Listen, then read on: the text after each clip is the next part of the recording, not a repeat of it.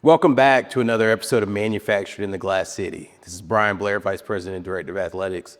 I am joined by an amazing guest today, individual that I've certainly been able to connect with early in my time here, but somebody that I think all Rockets are going to be proud of. Ryan Huzjak with the Pittsburgh Steelers. Ryan, how you doing today? I'm doing great, Brian. How are you? No, great, doing great. So maybe we start one.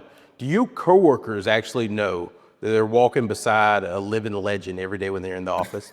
I think that's a stretch. Let's just put it at a no. I think some of them know that I played at Toledo. You could see in my office here. I keep a couple helmets and a picture of the Glass Bowl, at the top of my bookshelf here, so they know. And probably every week I'll wear some sort of Rockets paraphernalia in the office, so they know that I'm connected to it. I think a legend's probably a stretch. Well, I don't know if you've seen John Gruden got a box from Jason Candle full of gear, and that was actually the first one. And now this thing's turned into a whole movement where every program in the country is trying to one up.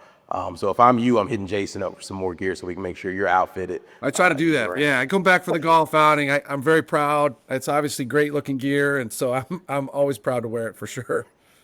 Absolutely. Well, I've got a handful of questions, but maybe for those that don't know the inner working of sports, certainly on the business side, maybe describe a little bit about your role with the Steelers. Yeah, so I've been on the business side of sports now for quite a while. At the Steelers, I really joined the franchise about a dozen or so years ago to really lead the revenue side of the business. Since then, it's grown. So I lead our revenue generating departments as well as our marketing, content, and business analytics. So really bringing together all of our efforts off the field to connect with our fans and generate revenue. So I think the instant question for me is college athletics seems to be taking on more and more similarities to professional sports, and certainly the business interest of that. I mean, how do you see that segue? I'm certain you pay attention to the college realm, obviously working in the NFL. What parallels do you see? Yeah, I couldn't agree more. As I've followed, college football and just college athletics in general, the athletes now are sort of facing more professional situations earlier in their lives with NIL and everything they're, afforded the opportunity to take part in. Transfer portal, it's, I think, really because of the interest level, because of the broadcast TV rights, because of the ticket sales interest, college football, college sports in general has become, much more like professional athletics. And so, I see, some of the athletic departments taking on similar roles that have existed in the NFL and other professional sports for a long time. And I see, we work with a lot of sponsors. So sponsors now have options to work with collegiate athletes as well as professional ones, and collegiate properties as well as professional ones. So, I think, the dollars tend to follow the interest. And for a long time, the interest has been with college athletics. And so now sort of working through, how do the dollars filter their way there in a manageable way. So I'm sure you're spending a good deal of your time trying to figure that out, figure out the landscape and where the Rockets fit. But certainly it's something that, I've been dealing with for quite a while on the professional side. Yeah, I don't think ADs decades ago were spending as much time thinking about private equity and capital and LLC formation and business analytics and the like. It was just sell tickets, maybe sell some sponsorships and field a good team and get good grades. And I think now you've almost got an entirely separate department forming that's really housed around many of the areas that you oversee in terms of the revenue generating components, given the rising cost of expenses, but also this new expense that we have with rev share and kind of how we have all that dovetail together. Maybe take a step back, right? We've got a lot of change happening in college athletics right now, but 30 years ago, you were leading Toledo to an undefeated season in 1995.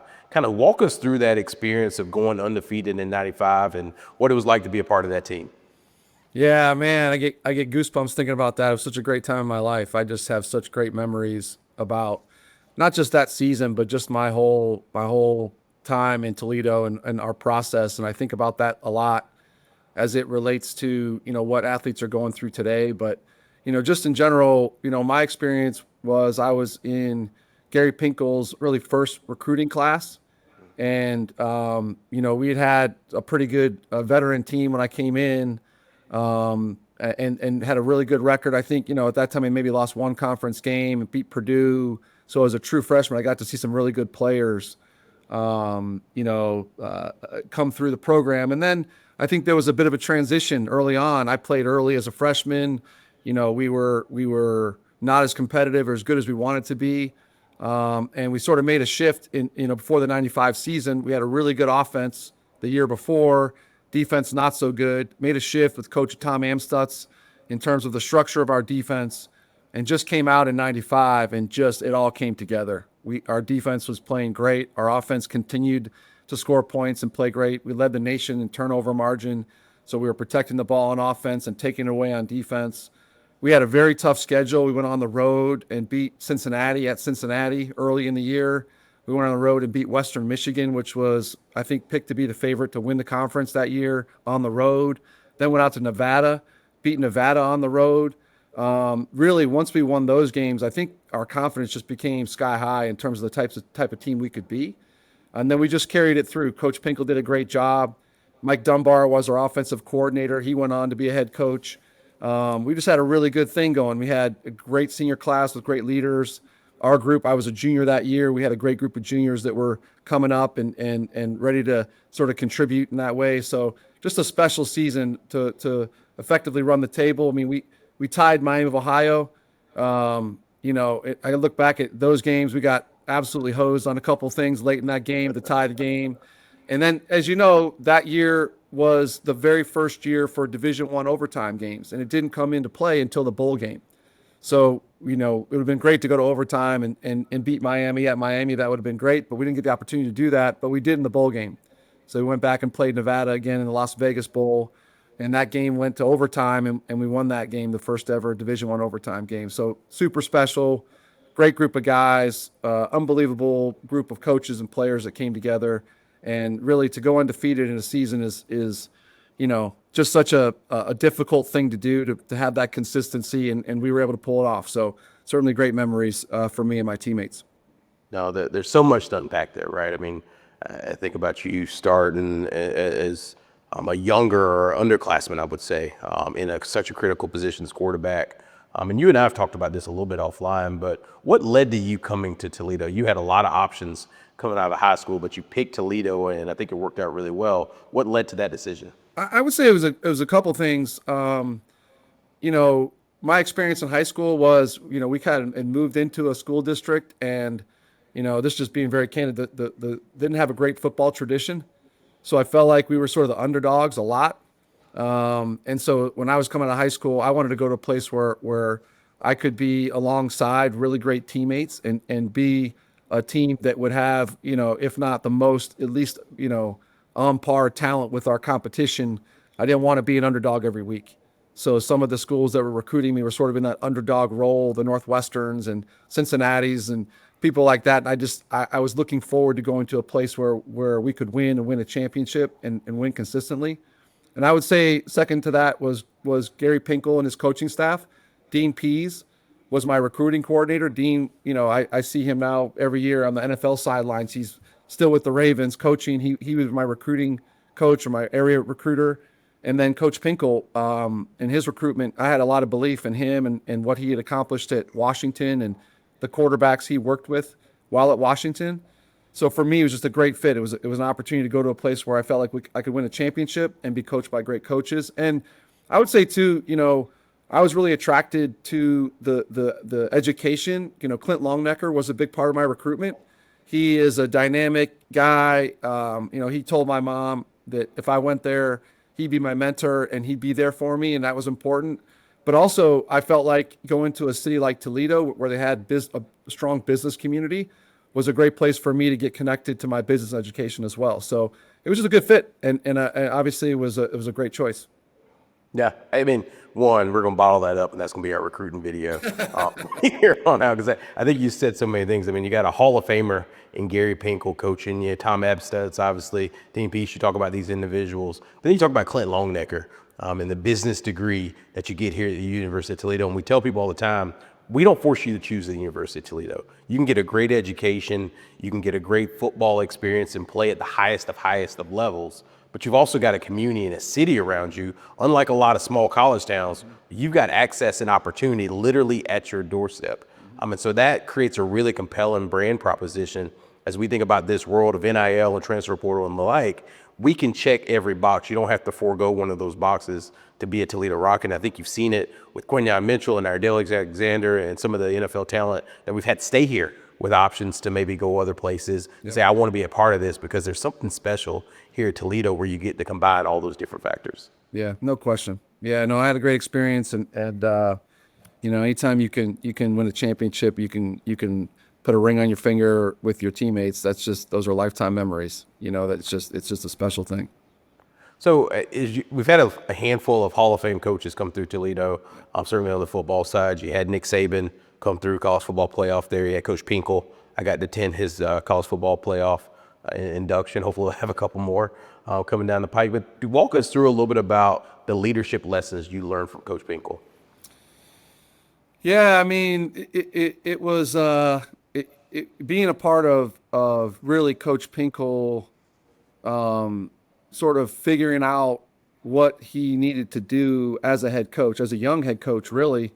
His first experience with that, he had been under Don James for a long time, and really watching him work through sort of the old guard players who were not recruited by Coach Pinkel, and sort of work through that process, and our group being the first group that was, recruited by him. So watching that transition and watching our team go through the transition and watching him evolve was really great. I mean, Coach Pinkel, extremely intense, was really coached his coaches, and allowed the coaches to coach the players. And so he would get involved, but you could tell there was a real system there. I mean, when you're in college and you got a head coach who's talking to you every day, we tend to sort of pick up on his mannerisms and almost, sort of like take some of those things on. And I tell you, my text group with my college buddies, we're still repeating some of the Coach Pinkelisms that we used to say to us in team meetings and the like. So it just sort of burns into your psyche, right? The things that they harp on, the things that they say,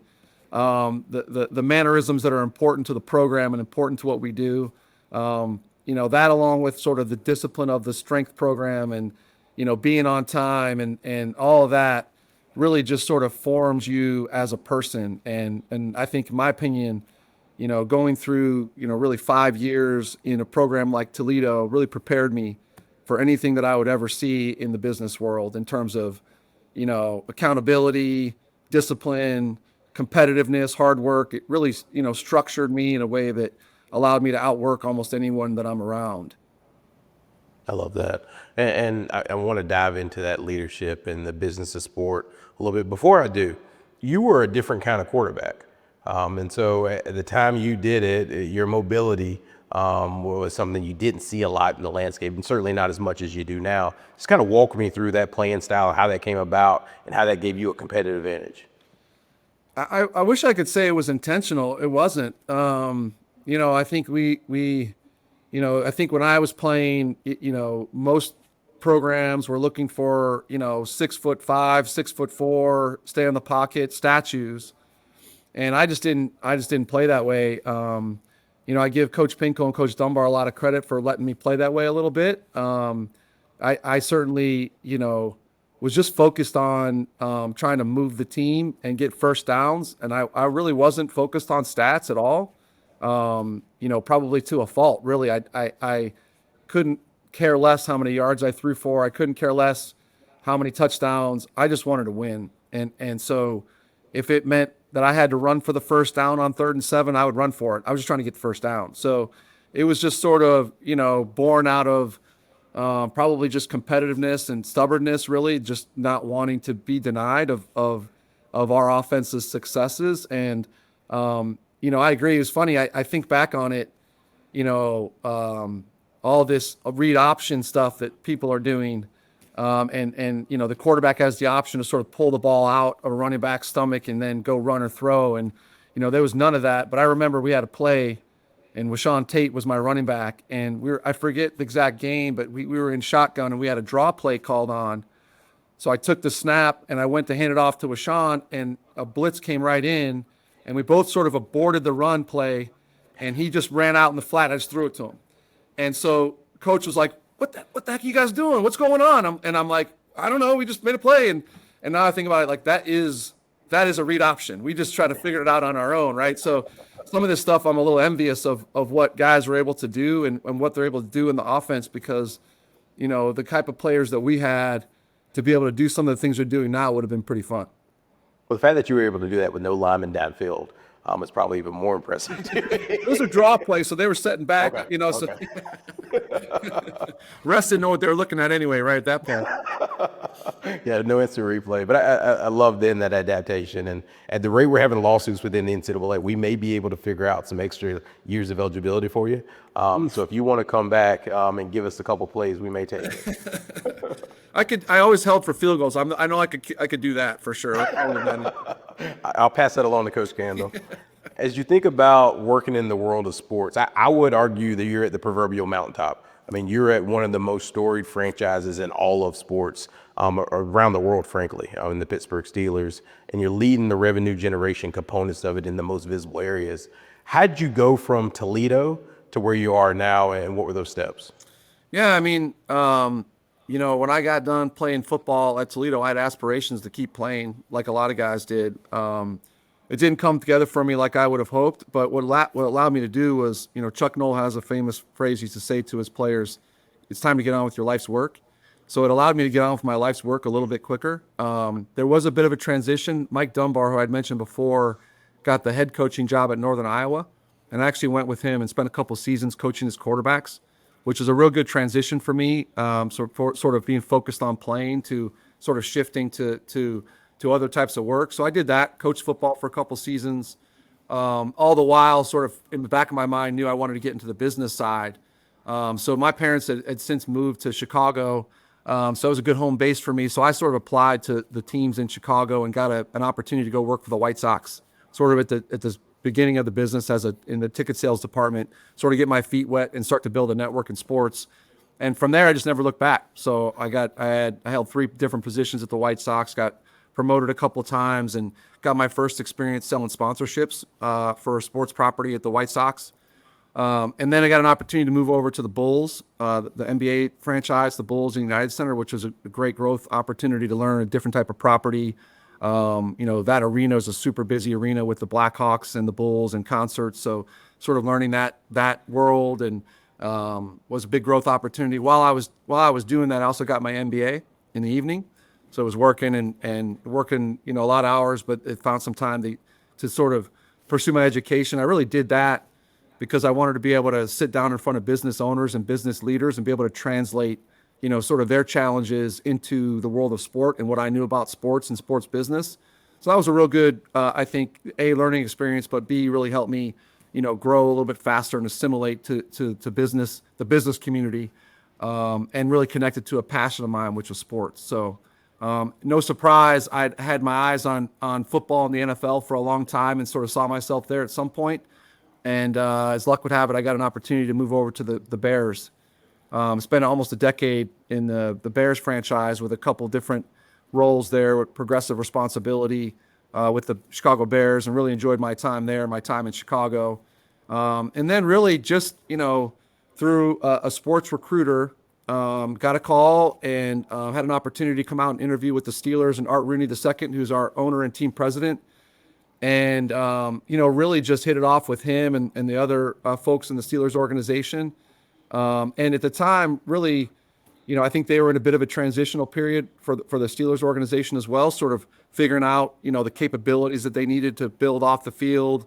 There was a growing revenue opportunity that they were sort of, working their way into. So I took a shot to come here and with the opportunity that I would have a chance to really build something and really grow. And that really has come to fruition. I couldn't be happier with my decision. Just had the opportunity over the last, like I said, dozen or so years to sort of, build out some of our core capabilities in some really important areas and really grow my team and bring in some really good people into the fold and get us to a point now where I think we're, one of the top performing teams in the NFL in a lot of key areas, and with still a lot of great opportunity to grow. Absolutely. I mean, when you're in a role like that, your NFL is very tradition rich. The Steelers are very tradition rich, but you're trying to move the needle from a revenue category in, and you mentioned data analytics and the like, and lean it into progressive areas. How do you balance that tradition with the need to be progressive? Yeah, I mean that's really what it's been the whole time. We have an unbelievably successful, consistent culture here at the Steelers. So the mission was never to change the culture. The mission is to grow and enhance the culture. So it's really being cognizant of that the whole way through. Bringing the right people in, bringing the right people with the right mindset, and making sure that people respect traditions, respect the people that have been here, respect tenure. There's a lot of great institutional knowledge, so we invest in that. There was no purge, there was no, none of that. We were just simply growing and working with the people and taking advantage of the great people that were here and building on their skills. Now, there was some refinement of roles. Early on, I would say people sort of were, call it mile wide and inch deep. And I think as we went forward, we're thinking about, driving more expertise. So people were maybe, had less breadth of what they were doing and sort of more focused and more narrowly focused and sort of driving improvement. That was critical for us to sort of make sure that we had enough focus on each of these key areas so that we could drive improvement year over year. When you're sort of, everyone's got a little bit of everything, it's hard to really make great improvements. So there was some shifting and some refocusing and some adding so that we could really, get people spending their time and investing their time in key areas so we could drive, like I said, drive improvement. As you think about the answer to that question, you think about where we started, we're talking about the world of college athletics and the shifts. If you were an athletic director tomorrow, applying some of the lessons you've learned from the Steelers to a department, maybe what are one of the two of those key things you think you should apply? Yeah, I mean, I would say the first step is sort of understanding the goal of the department, right? Defining that very, very well. What are we hoping to accomplish here? And then, making sure that the people within that department are A, understanding of that goal, but B, capable of doing the things that need to do to drive success within that department. And sometimes that's not always a great fit. Sometimes their interests lie elsewhere. Sometimes their skill set lie elsewhere.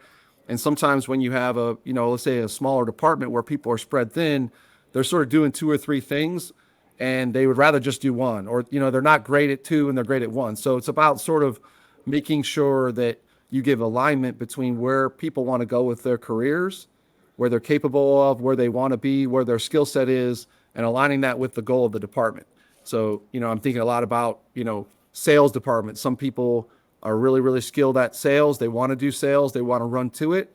Others are sort of not wired that way, right? So you hate to have three or four people who are sort of, okay, 1 foot in the boat on sales, but yet the goal of that department is to drive revenue, right? That's sort of a misfit there. So alignment of goals, alignment of, skill set, really, really important. And doing that throughout can really drive a lot of immediate improvement and immediate goals and results. Yeah. I often say teamwork's the easiest thing to say, but hardest thing to execute. Oh, yeah. And so much of a team is getting everybody in the right position on the team. Yep. Accentuates their strength. And I don't know if you would have been a good left tackle, and I'm pretty sure our left tackle wouldn't have been a good quarterback, right? Exactly. And so everybody's got to be on the right position on the bus. As you think about those leadership traits, quarterback, even as a former defensive lineman, I hate saying this out loud, but it is the leadership position on the team. It's one of the most, if not the most important positions. How did those skills you learned as a quarterback translate now to you being a sports leader? I think it's one of those things I think back on now. I learned a lot of great lessons, as many of the do's as the don'ts, right? I made some mistakes too, right? And living that and being in that position, you sort of understand that what you do impacts others. And so how you behave, what you say has a greater impact on others because of the position that you're in. That's just the reality of it. It's not fair. It's not equal. No offense, Brian, but our defensive lineman could go say something and that'd be okay. Quarterback says it, not okay, right? That's just the reality of it, right? Yeah. So I think it taught me a lot of lessons early on, learned from a lot of, some, hopefully not too many mistakes, but some mistakes, and then saw the results of some of the better stuff that we were doing and that I was doing. And I think what I learned first and foremost is that you have to be authentic. You have to be yourself. If you're pretending, people see it. And I think I've always looked at it as, if I'm asking people to work hard, be tough, be accountable, I better work hard, be tough, and be accountable, right? That's just got to be core to me. And sort of leadership by example, again, another simple concept, but not easy, right? And I think that's sort of what I learned throughout my life. Really, I was, a quarterback and a point guard in high school. So learned that all the way through. So just sort of been in that spot for a long time. And so it's comfortable for me. It's where I want to be. I want to be in a leadership position. I want to be sort of helping people grow. And I want to be, really driving towards our team's successes. I told somebody the other day, I just thought about this. I think I've been part of a team every day of my life since I was 5 years old. And whether that was a 5-year-old soccer team or all the way through, I've never not been on a team.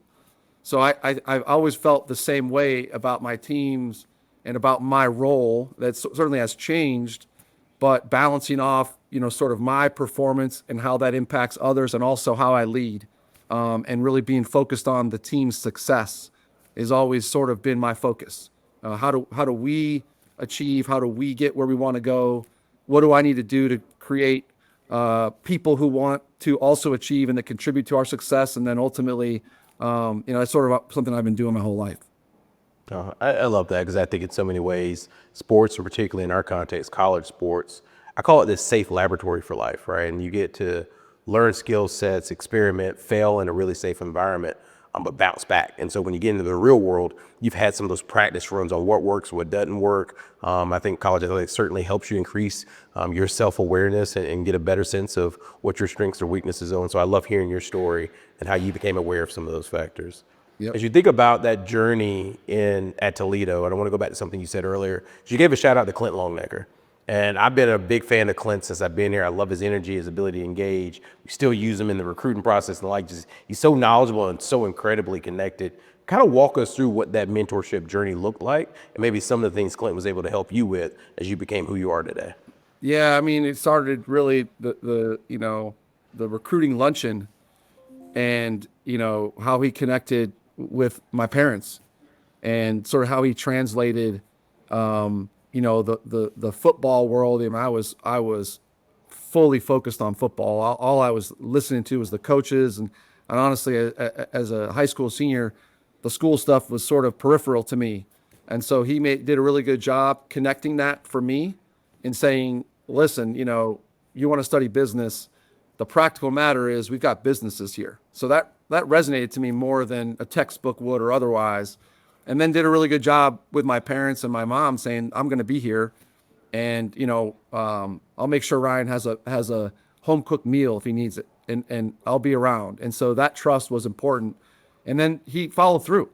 So, he tells a story. I would go over, I would say, I don't know what the frequency was, but I'd get a call from Clint, and I would go over to his house, and we'd sit around the table and just have a home cooked meal. That's all. And so, I watched his kids grow up. His son Clint Jr. is working for the Cleveland Indians now, doing a great job.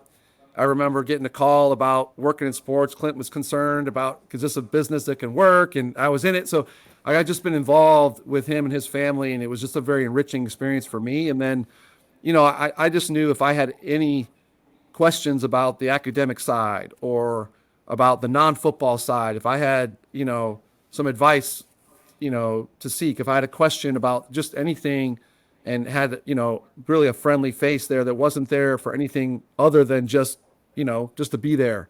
And he and Cindy were just great to me. We went to movies. I just had a family in Toledo that I could go to a friendly place, and it was comforting for me to sometimes get away from the dorm, get away from the cafeteria, and just go to a house and hang out. And so that was great. And so I've stayed in touch with Clint, over the years, and continue to stay in touch with him. But he was a big part of my experience at Toledo, and again, what he said in that recruiting luncheon was how it played out. Exactly. I think it's fascinating that as you talk through that experience, I think about your experience, but then also our women's basketball program has a mentorship program. We've recently launched Rocket Ascend, which connects our student athletes to leaders in the community. They have a similar experience because I believe those relationships can sometimes transcend the resources, right? And we spend so much time talking NIL and the other things, and they matter, right? And certainly we believe they matter, and we're going to be excellent in those. But if you can have deep relationships in the community, within your coaching staff, within the department, within our faculty, but even outside of that, and those people that are willing to pour into you and really give you a sense of home and a sense of connection, I just think that's deeply, deeply important. And our community here in Toledo, I believe, is our superpower. And whether it be the businesses and the opportunities that you mentioned earlier to get hands-on experience, or just be the individuals in our market that just care so deeply about the Toledo Rockets. And as a result, our student athletes that are in that department, it's something that we have that a lot of other departments I've seen don't have. And we got to continue to lean on that advantage and really use that superpower going forward. You know what I'd say too, Brian, to reinforce that point? I hear from a lot of young people who want to work in sports, and I always emphasize that LinkedIn is not your network. It's a social networking tool, but that is not your professional network. Your professional network are the people that are invested in your career and your success. That is your network. Now you can connect with them on LinkedIn, but LinkedIn is not your network. And so as you think about a young person, and even, my kids, I've got a college graduate, kids in college, I reinforce to them the social media is a big part of their lives, way more than it was mine, certainly. But those personal connections and the people that you know, the people you spend time with, the people you work with and for and alongside, that is your network. And those are the people that will help you grow in your life, whether it be professionally or otherwise. So, that's something important for young people to understand, is they've got to make those personal connections. And if they have a bunch of people that are willing to invest their time in them, that is beyond monetary value, in my opinion. That means you've got a network, and you've got a group of people that are there and that are willing to invest their time. And by the way, I say to people all the time, if somebody works for me, I'm invested in seeing them grow. So I'll make extra effort to either help them develop or help them get opportunities elsewhere. If someone connects with me on LinkedIn, there's not a recommendation coming there. I don't know them, right? So I just think it's important for people to understand as they step into their, undergraduate experience and even beyond. It's the people you spend your time with, the people that are willing to invest in you and vice versa, that will be your professional network. That will lead to your opportunities and to growth in your professional life. You just gave me flashbacks thinking about early on in my career. You go to these sports conferences or NCAA convention alike, and you have this speaker that's somebody of your stature on stage, and everybody in the room huddles up around him afterwards and tries to get a business card. Like, okay, I know Ryan, and now Ryan's going to help paint the picture and help me in life. And then that's just not the way it works, right? You've got to find people that will invest in you, people will be honest with you, people that'll want to grow you, but also people that'll speak your name when you're not in the room, right? And advocate for you when you're not around, or even thinking about yourself, and push you into positions to be uncomfortable and grow. And it sounds like you had that in spades during your time in Toledo. Yeah, I sure. know you just shared that piece of advice, but as we close out, what would you say to a current Toledo football student athlete, or really any of our students here on campus, about this opportunity and what it can mean for you? Well, I'd say congrats. I would say enjoy it. I mean, I would just say invest in it. Be where your feet are. Invest fully in it. I would say, as I think about the current state of college athletics and Rockets players, what I would say is, failure's not a bad thing, or adversity is not a bad thing, right? What will define success is your ability to deal with adversity. And that's hard, I think, as I look at my kids through youth sports and, all the transferring that's happening, is that when things get tough, we just go elsewhere. And I would just think that might be right for some. I'm not saying it's patently wrong, but I think a little adversity is really, really good. And to embrace it and to meet the challenge. That I think is something that prepares you for life. When I interview someone, if they've never been part of a team of any kind, I have concerns of whether or not they can deal with sort of the stresses and the adversity that comes with normal day-to-day life. If someone has been a successful part of a team, high school, college, any sports team, I know they've dealt with ups and downs because nobody's path is perfect. Nobody goes right to successes, right? That everybody has a bump in the road. Everybody has adversity. And so success is defined by being able to overcome that. And as I look at my journey, we could not have been undefeated in 95 unless we had those tough seasons in 93 and 94, right? We dealt with some tough things and made us tough, and we stuck with it.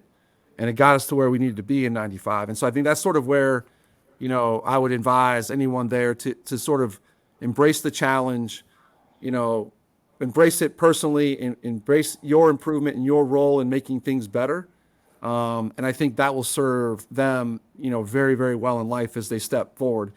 College football, Division I football, is a very intense training ground. It is a harsh world where it's a meritocracy. You got to compete against your teammates to get the spot on the field, and then you have to compete even harder against your opponents to keep your spot on the field. That is a very intense opportunity, not easy. But sticking with that and coming out on top of that will teach you invaluable lessons in life. Ryan, that was a mic drop moment if we've ever had one. And I love your idea of embracing that challenge and really running towards that adversity, because coming out on top is going to make it worthwhile. So thanks for joining us. We're incredibly proud of you and your journey, and love that you stay connected to Toledo. Really appreciate you spending time with us. Of course, anytime. Great talking to you guys. Notice my Rockets helmet up here, so make sure that's the glass bowl framed up there too, by the way. So we're going to get you another box of gear. I'll make sure I talk to Coach. We may have to steal Gruden's, but we'll get it to you. Thank you all for tuning in to another episode of Manufacturing the Glass City. I'm excited to share this and so many other stories of successful Rockets that started here at Toledo and going on to do amazing things. Go Rockets.